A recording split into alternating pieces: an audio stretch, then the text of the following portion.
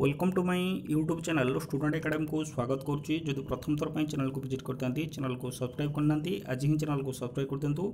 पाखे bell icon दबी all notification on करदे। वीडियो जब भल लगी था लाइक करदे सहित अधिक मात्रा शेयर करदे समस्त पाखे जमी वीडियो पहुँची पार। देखो 26 रे गर्जे आउटसोर्सिंग कर्मचारी बर्तमान जो देखा आउटसोर्सिंग कर्मचारी जो दुख जो रणनीति कौशल नुआ सरकार नुआ आशा नुआ रणनीति रे वर्तमान आउटसोर्सिंग कर्मचारी लोअर प्रीमियम जो 26 तारिख मार्च मास 26 तारिख ओल्लैवा जाऊँगी।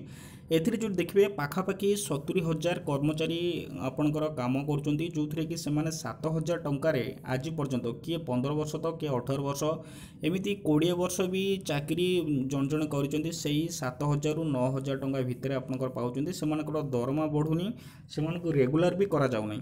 एथिरे बहुत सारा कर्मचारी आपणकर असंतोष प्रकाश करछन्ती। ता सहित जो पूर्व जो बीजेपी सरकार थिला जो 25% वर्धित दरमा जो 25% आपणकर बढ़ाइला जो देखा बहुत डिपार्टमेंट रे एमिति लोक अछन्ती जो माने कि आज पर्यंत ये जो वर्धित दरमा आज पर्यंत पाइले नहीं किंतु सेमानक ये जो वर्धित दरमा जो मिली नहीं बहुत सारा डिपार्टमेंट अच्छी से कौन भी निष्पत्ति निगला ना कि सेमानकर कौन जो असुविधा अच्छी से असुविधा सरकार आज पर्यंत कौन तार समाधान कले ना। जो वर्धित दरमा किसी डिपार्टमेंट रे मिली आउ किसी डिपार्टमेंट रे पाखापाखि हो आज को वर्षे पाखापाखि हो गोटे वर्ष हो वर्धित दरमा आज पर्यंत मिलला ना।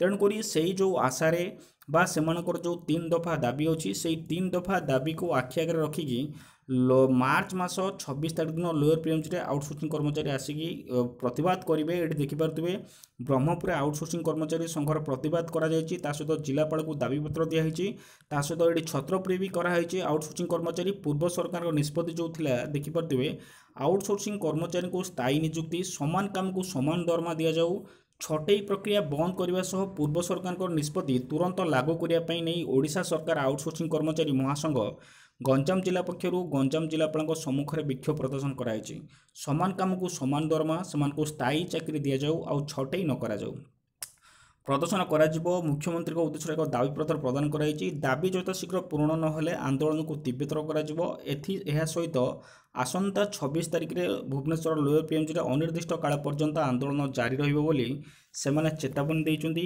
सोमवार ठारू जिला विभिन्न विभाग में कार्यरत थिबा आउटसोर्सिंग कर्मचारी माने कला बैच पिंधिले देखिपारे कला बैच पिंधिकी बहुत सारा फोटो भी पोस्ट होती ग्रुप रे। आउ जो सभापति विजय कुमार मल्लिक अच्छा राज्य आवाहक प्रताप प्रधान जो अच्छा प्रसाद कुमार गोछा समते शताधिक कर्मचारी उपस्थित रही वीआईपी रोड ठारू कर्मचारी माने एकत्रित होई सेमानक हक निमंते एक शोभा यात्रा करथिले। तेणुक आउटसोर्सिंग कर्मचारी जो तांकर जो वर्धित दरमा मिली नहीं से चाकरी बार बार छटई कराऊँगी सेमानकर दरम भी ठीक से मिलूनी।